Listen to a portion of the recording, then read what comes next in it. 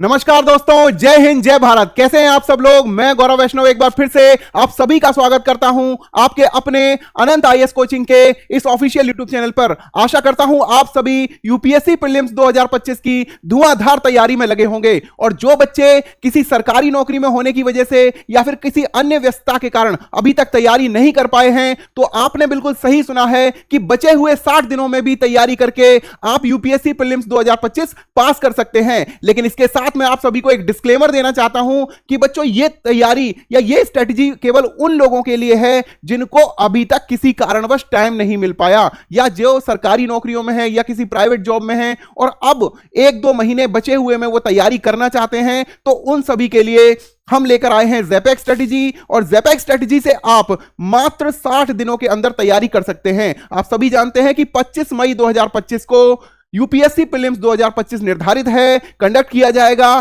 तो आपके पास निर्धारित 60 दिन बचे हैं। आज 25 मार्च है और 25 मई को आपका एग्जाम है। यह मार्च का महीना है और यह 31 दिनों का है। और इसमें बचे हुए 60 दिनों में आपको कैसे तैयारी करनी है, इस आज की स्ट्रेटजी में हम बताएंगे। एक हमारी फुल टाइम स्ट्रेटजी भी है। जो बच्चे केवल और केवल यही एग्जाम पास करने के लिए तैयारी कर रहे हैं, पूरी फुली फ्लेज्ड तैयारी यूपीएससी के लिए ही कर रहे हैं, उन सभी के लिए अगर प्रीलिम्स की एक स्ट्रेटजी बनाना हो तो निर्धारित 4.5 महीने की आपकी स्ट्रेटजी है। वो स्ट्रेटजी भी हम आपको बताएंगे। लेकिन क्योंकि अब निर्धारित 60 दिन ही यूपीएससी प्रीलिम्स में रह गए हैं, तो हम 60 दिनों की स्ट्रेटजी आज आपको बताएंगे।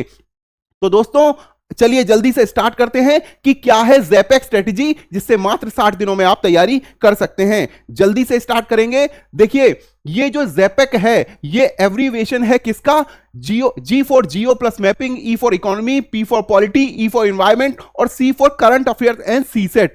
ये सब्जेक्ट आपको करने हैं। बहुत सारे बच्चे कहेंगे कि सर आपने इसमें हिस्ट्री छोड़ दिया, क्योंकि उसमें आपने मॉडर्न हिस्ट्री भी छोड़ दिया और उसमें आपने एमएक भी छोड़ दिया। निश्चित रूप से इसकी भी बहुत बड़ी वेटेज होती है, लेकिन क्योंकि हमें अब 60 दिन ही बचे हैं, उसके लिए हमें तैयारी करनी है, सिलेक्शन लेना है, तो उसके लिए हमें एक स्ट्रेटजी तो बनानी पड़ेगी और निर्धारित जो समय बचा है उसी के लिए बनानी पड़ेगी। तो सबसे ज्यादा जिनकी वेटेज है वो सभी सब्जेक्ट के लिए मैंने आपकी एक ज़ैपेक्स स्ट्रेटजी बनाई है। सबसे पहले जियो प्लस मैपिंग को देखते हैं।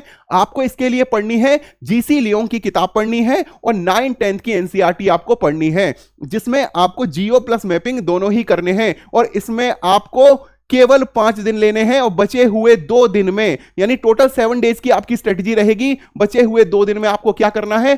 पीवाईक्यू करने हैं। कितने पीवाईक्यू करने हैं? कम से कम नहीं तो 2000 एमसीक्यू पीवाईक्यू आपको करने पड़ेंगे। उसके बाद इकोनॉमी पढ़ने के लिए आप मृणाल के नोट्स लीजिए। मुझे सबसे जो नोट्स अच्छे लगे हैं अपनी तैयारी के दौरान भी, तो मृणाल के नोट्स ही मैं पहले प्रेफर करता था इकोनॉमिक्स के लिए। और इसके लिए भी ये मृणाल के नोट्स भी मैं आपको चैप्टर बता दूंगा कि कुछ ही चैप्टर्स में बहुत ज्यादा इंपॉर्टेंट है, जिसमें बार बार से क्वेश्चन आते हैं। जैसे कि उसमें पिलर 1 अगर आप पढ़ेंगे तो मोस्ट इंपॉर्टेंट है पिलर 1। पिलर 1 में से बार बार क्वेश्चन आते हैं। पिलर 2, पिलर 3 आप पढ़ लीजिए। ये 3 पिलर ही आप पढ़ लीजिए। कितने दिनों में आप पढ़ लीजिए?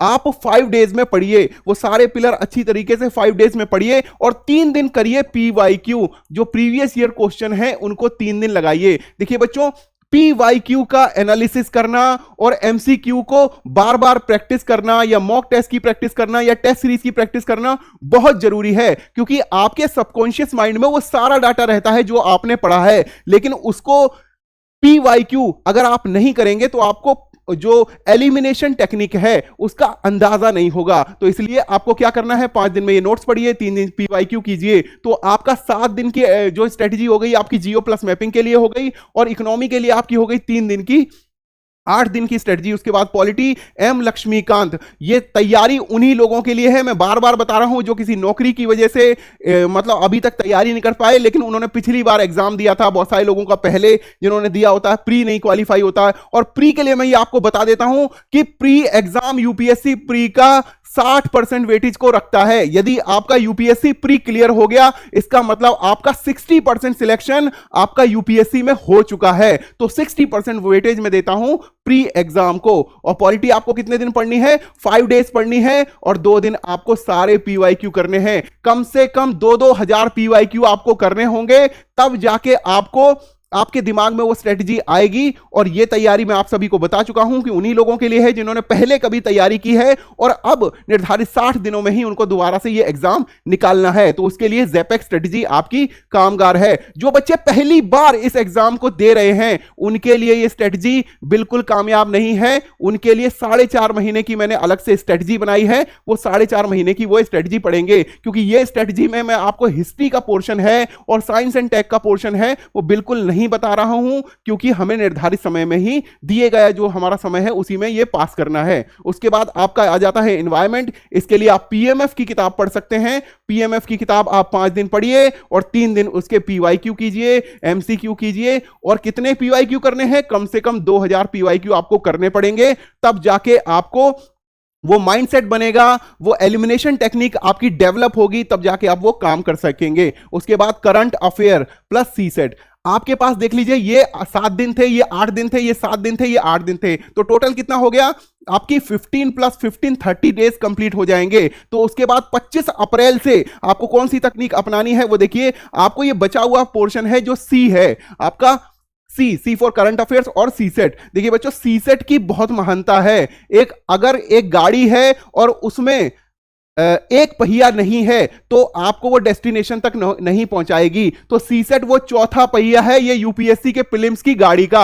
अगर आपने ये सीसेट नहीं किया तो निश्चित रूप से आपका प्रीलिम्स का जो एग्जाम है यूपीएससी का प्रीलिम्स होने वाला नहीं है। तो उसके लिए आपको क्या करना है? करंट अफेयर के लिए आप एनी मैगजीन, कोई भी मैगजीन आप 12 मंथ की पढ़ लीजिए और उसके हिसाब से आप क्या कहते हैं पीवाईक्यू अपनी तरफ से डेवलप करके, या किसी कोचिंग के नोट से हैं या किसी टेस्ट सीरीज है उसके पीवाईक्यू आप कर सकते हैं। क्योंकि करंट अफेयर के अंदर ही आपका क्या आ जाएगा? आपका साइंस एंड टेक से रिलेटेड आ जाएगा, आपका कल्चर से रिलेटेड यदि कुछ पूछा जाएगा। देखिए कल्चर में वही पूछा जाता है, एमएक में वही पूछा जाता है जो बीते हुए कुछ दिनों में चर्चा का विषय रहा है, वही पूछा जाता है। तो आपका करंट अफेयर में आपके ये सब्जेक्ट भी, एमएक भी आ जाएगा, आपका साइंस एंड टेक भी आ जाएगा। तो इसको बहुत अच्छी तरह से पढ़ना है। कोई भी मैगजीन आप पढ़ सकते हैं, क्योंकि न्यूज़पेपर अगर आप पढ़ने जाएंगे तो 12 मंथ का न्यूज़पेपर, हर महीने में 30-31 न्यूज़पेपर होते हैं, वो आप नहीं पढ़ पाएंगे। तो कोशिश कीजिए कि कोई भी मैगजीन एक उठा लीजिए, 12 महीने की पढ़ लीजिए और उसी पे से बेस्ड आप कोई टेस्ट सीरीज ले लीजिए। और सीसेट के लिए आप अरिहंत की किताब ले सकते हैं, कोई भी किताब ले सकते हैं जो मार्केट में यूपीएससी के लिए दी गई हो। और सीसेट करना बहुत जरूरी है, जिसमें पैसेज की जो वेटिंग होती है, जो कंप्रीहेंशन पैसेज होते हैं सीपी, इसकी वेटेज बहुत ज्यादा होती है। 27 से 28 क्वेश्चन आते हैं, 33% आपका पैसेज से ही पास हो सकता है। तो इसके लिए आपको कंप्रीहेंशन पैसेज करने के लिए कोई भी किताब ले लीजिए। अरिहंत की किताब मैं प्रेफर करता हूं सीसेट के लिए। और आपका जैसे अगर आप मैथ की बात करें तो उसमें आपका एक तो रीजनिंग की बात करें तो कोडिंग डिकोडिंग आ गई, ब्लड रिलेशन आ गया, आपकी रैंकिंग आ गई। और यदि आप मैथ की बात करें तो सिंप्लीफिकेशन आ गया, आपका नंबर सिस्टम आ गया, टाइम एंड वर्क आ गया, आपका सिंपल इंटरेस्ट के सवाल आ गए, रेशियो एंड प्रोपोर्शन आ गया। ये सभी जो बेसिक जो यूनिट्स हैं क्वांटिटेटिव एप्टीट्यूड की, इन पर महारत हासिल करना बहुत जरूरी है, क्योंकि इन्हीं जो चैप्टर्स हैं इन्हीं में से सवाल पूछा जाता है। लेकिन यूपीएससी का जो सीसेट है अब उतना आसान नहीं रह गया है। ज्यादातर बच्चे जो जीएस पास कर लेते हैं वो सीसेट में रह जाते हैं, तो सीसेट को भी बराबर वेटेज देनी है। इसीलिए करंट अफेयर्स प्लस सीसेट के लिए मैंने आपको 30 डेज के लिए बताया है। बचे हुए 30 डेज को आप इसमें करिए करंट अफेयर्स को। और जो ये सभी है इनमें क्या करना है आपको, ये तो पढ़ना ही है, कोई मैगजीन पढ़ लीजिए या सीसेट कर लीजिए, इसको आप 30 दिन करते रहिए। और बचे हुआ अगर आप कोई भी समय बचता है तो उसमें पीवाईक्यू करते रहिए पिछले साल के। तो ये सब मिलाकर जब आप 10,000 पीवाईक्यू कर लेंगे तो निश्चित रूप से आपको सिलेक्शन मिल जाएगा। ज़ैपेक रणनीति, और मैं बार बार कह रहा हूं ज़ैपेक रणनीति उन्हीं लोगों के लिए है, ये 60 डेज रणनीति उन्हीं लोगों के लिए है जो पहले इस एग्जाम की तैयारी कर चुके हैं और अब बचे हुए 60 दिनों में दोबारा तैयारी करना चाहते हैं। चाहे वो नौकरी से छुट्टी लेकर करना चाहते हैं या फिर अलग से वो 4-5 घंटे रोज देकर तैयारी करना चाहते हैं, जैसे भी करना चाहते हैं, ये 60 डेज की तकनीक उन्हीं लोगों पर काम करती है जो पहले उन्होंने तैयारी की है। और जो बच्चे फ्रेश पहली बार प्रीलिम्स की तैयारी कर रहे हैं, करेंगे, जैसे 2026 या 2027 टारगेट कर रहे हैं, उन सभी के लिए मैं दोबारा से एक रणनीति अच्छी सी बनाऊंगा। 4.5 महीने आपको प्रीलिम्स पास करने में लगने वाले हैं उस रणनीति से, लेकिन आप पहली बार बिल्कुल फ्रेश माइंड से तैयारी करेंगे तब भी उस रणनीति से आप प्रीलिम्स निश्चित रूप से निकालेंगे। तो बच्चों ये थी ज़ैपेक रणनीति, ये आपको कैसी लगी आप कमेंट करके जरूर बताना और इस रणनीति से लग जाइए, निश्चित रूप से सिलेक्शन होगा।